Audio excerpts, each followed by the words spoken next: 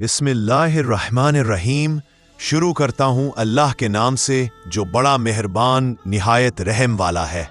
क्या आप जानते हैं जुमे के दिन सिर्फ 2 अमल ऐसे हैं जो आपकी जिंदगी बदल सकते हैं। पहला अमल है सूरह कहफ की तलावत। रसूलुल्लाह सल्लल्लाहु अलैहि वसल्लम ने फरमाया, जो शख्स जुमा के दिन सूरह कहफ पढ़ता है उसके लिए एक जुमा से अगले जुमा तक नूर रोशन हो जाता है। दूसरा अमल है दुरूद शरीफ की कसरत।